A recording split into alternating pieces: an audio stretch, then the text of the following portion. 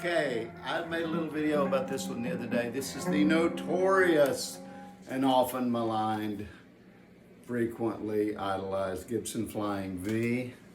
I played these primarily because my name, Vanover. I saw one of these, I was about 15 years old. I saw it on television and it said Gibson on the headstock, and I said, there's no way, that's not a Gibson. Gibsons look like guitars, you know, it's just like a rocket or something. So I asked Buddy Hyman at our local music store, and he said, yes, indeed, it is a Flying V.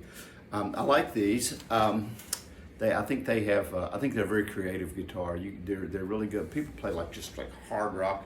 I've got a lot of delay. Let me turn that off. You know, people just play like the old.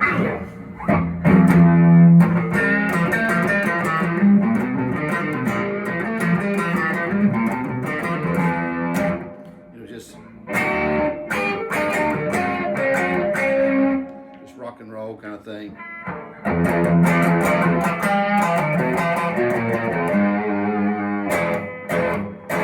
A lot of guys play blues on them though. Let me check this out.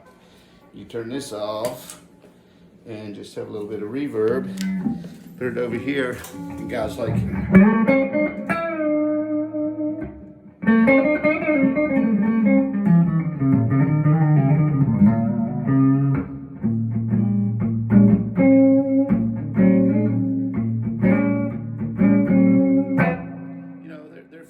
They're fun. It's a pretty striking visual. I think a lot of people use it just because of the look of the thing, but what I like is how they sound. If you look, it's just a giant slab of mahogany with a bolt-in neck. It's got two Gibson humbuckers. These are actually Seymour Duncan Seth Lovers. This is what they're called, and they are so nice. They sound so good. It has 2 volumes and 1 tone, so you can don't have as much control over here. But frankly, with this style of music I do, I don't need a lot of that. I just get most of my sounds off my pedals. I like these. They're people, fuss because they say, well, you can't sit down and play it. You have to do this right here, what I'm doing. But what's really nice about that is when you do, your hand is in a very comfortable practice position because you can reach everything right here. It's a pretty basic design. It's got the a wraparound. I've got the strings top loaded on the stop bar. Some of these came with a short vibrola. I had one like that that I really liked. Funny enough, I've had several of these. I've had, I think, 7 Gibsons and a couple of imitations, including a couple of Epiphones that were really good. But the 2 that I liked the most, both had been broken and repaired right here. And I got them like that. They were used, and I couldn't believe just how nice the neck was, especially I had a brown one. And one of mine, and I promise I'm not lying, I saw one of mine on the line out at a store, and the guy showed it, and I put my name inside of it. Actually, I did that with a couple of different ones. People contacted me and said, hey, is this you? And I said, yeah. And but one of them had my name in it, so I contacted this store down in Florida, and I said, yeah, that's me, and I put the date, 1988. And he said, well, funny enough, he said, we had this guitar twice. He said the first time we got it, we sold it to Kirk Hammett of Metallica, and said he broke it, and we got it back. And then we sold it to some, then they had it a second time. But I thought it was funny because, when you trade and sell guitars, you just don't ever know where your stuff is going to end up. And that's kind of like life, not to get too philosophical here, but, whatever you do, you don't know what's going to happen with it. There's a verse in the Bible that says, cast your bread on the waters and it'll return to you after many days. And what that refers to is people making a profit.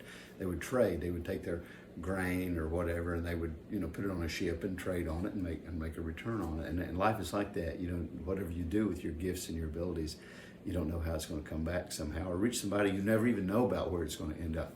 But back to the guitar, these are cool. I like them. They're fun if you're in a band, like playing any kind of progressive rock or experimental music. You know, it's some people just think it's just too crazy looking, but I think for, you know, for a lot of, especially when I was young, my daddy said, "Son, that's a young man's guitar," you know, and I'm not a young man anymore. But these are, I like these. They sound really good. They just sing, as you can hear. Let me put it back on just for a second over here to show you. I'll put it on this one.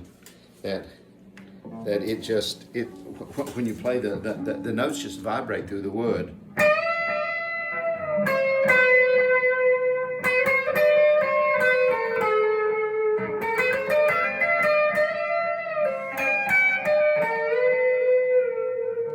They're just really pretty, Rocky.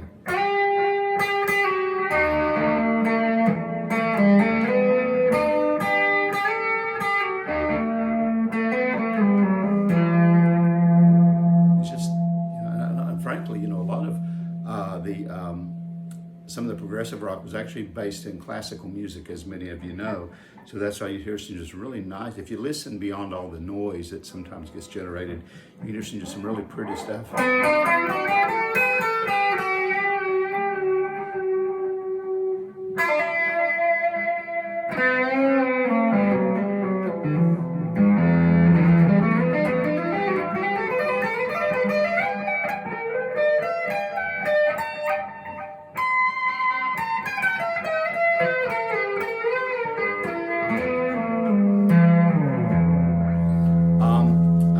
Catch and release guy on a lot of these guitars.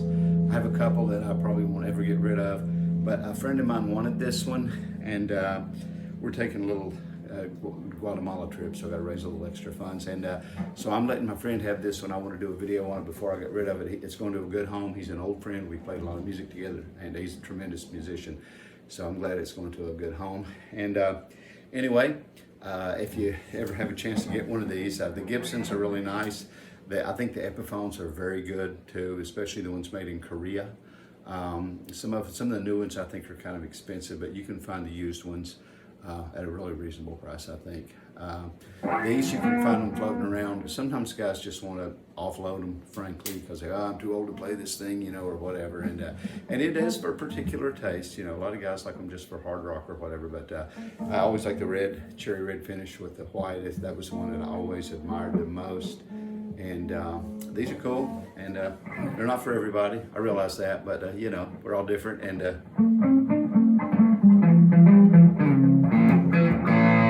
anyway, come see us. Most of the time I spend at Calvary Chapel, Nashville, Tennessee. Feel free to reach out. God bless you guys. Talk to you soon.